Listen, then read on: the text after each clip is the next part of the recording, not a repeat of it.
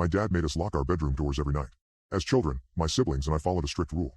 We weren't, under any circumstances, permitted to open our bedroom doors between 10 p.m. and 6 a.m. Do you want a bedtime story, sweetie? My father asked. His sickly sweet voice, worming through the keyhole of my bedroom door, exuded a gravelly warmth. But it wasn't my father. And I don't mean someone else, it was something else.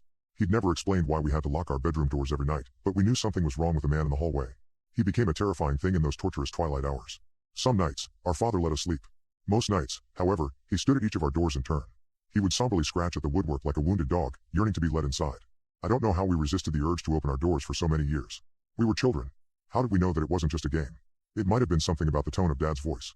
The air always felt sour when he hissed those nightly words of caution. But the man would transform after 10 p.m. My fawning father uttered hollow platitudes in a bid to appeal to our childlike sensibilities.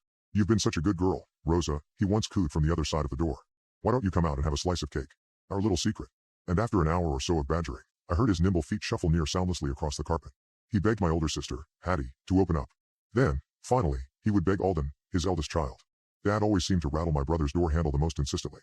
It wasn't until the spring of 2014, when I was 9 years old, that my father's safeguard crumbled to pieces. On a dreadful night that I have tried to forget, a commotion woke me, but it wasn't my father. Help! Alden screamed, muffled, from his room down the hall. Let me out of here. Let me out.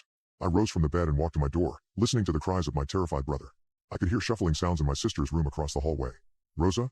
Hattie whispered, muffled by our two doors. Are you awake? Yeah, I answered. What's wrong with Alden? I don't know, Hattie said, then she cleared her throat to project her voice. Alden? What's wrong? Hat. He screeched.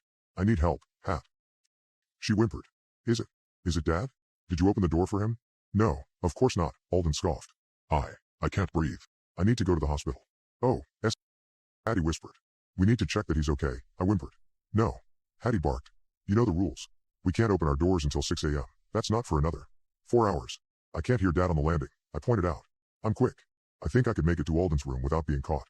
I could hear my heartbeat in my eardrums. The thrumming sound swelled in my shivering head, striving to ward off foolish thoughts. No use. I'd already placed one hand on the door handle, whilst using the other to twist the lock open. It clicked. Don't do it, Hattie pleaded. Don't make me come out there with you. I will. Sorry, Hattie, I said. It's not a game, Rosa. Hattie wailed. You know that something's wrong with Dad. He would never hurt us during the day, but that thing we hear outside our doors? It isn't. It doesn't. It's inhuman. I eyeballed the door handle for 10 endless seconds, carefully considering my sister's words.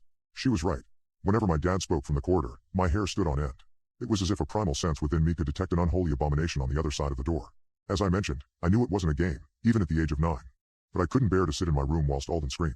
I delicately eased my door open, terrified that I would see my father's eyes peering through the gap. Or, worse, something else. But I didn't, and I breathed a sigh of relief before stepping out into the hallway. Rosa, just wait. Something's bothering me, Hattie said. I crept towards Alden's room as quietly as possible, but I froze when I noticed that his door was wide open and he was nowhere to be seen. I turned around to head back to my room. He can unlock his own door, Hattie pointed out. Why does he need us to? I yelled until my lungs neared bursting, and Hattie trailed off. I'd found Alden. He was standing at the other end of the corridor, lurking in the darkness. Well, something stood there. It wore Alden's clothes, but it wasn't him. With a mannequin head that had Alden's vague features, though its eyes were black husks, the entity looked at me. It wore an unmoving smile, etched into its plastic face, that filled me with breathless horror. And then the false Alden spoke in a garbled voice. It was his horrible plastic mouth that had muffled his earlier screams, not the two doors between us. Help, he giggled playfully. I need sustenance, little sis. The horrifying thing, barely visible on the dimly moonlit landing, snapped its plastic limbs into action and began to crawl up the walls, coming to a stop on the ceiling. It clung to the plasterwork like a sinister spider, eyeing me from an upside-down position. At that moment, I heard Hattie's lock clicking, and her door opened inwards. She sprinted into the corridor with a cricket bat and swung at Alden, catching his chin and sending him sprawling onto the carpet. He hissed and prepared to pounce at my sister, but a sudden voice stopped him. It came from the darkness, accompanied by clomping footsteps. Happy birthday, my son, my father whispered, stroking Alden's hair. Don't be afraid, girls. Alden has been given the gift. It's in our blood. Your time would have come too. Dad stepped into the sparse light, and I saw that he looked just like Alden. Worse, perhaps, his plastic mannequin face looked tarnished by time. Smeared with bloodstains. Chipped and cracked. If only you'd kept your doors locked, my delicious daughters, he snarled. Hattie turned, with tears in her eyes, obstructing our father from reaching me. She shakily clutched the cricket bat in her hands. See the window behind you? She asked. I twisted to face the window at the end of the landing. We lived in a bungalow, so I knew I could escape directly onto our driveway, but I wasn't looking at the outside world. As I ran to the window, I watched Hattie's reflection in the glass pane.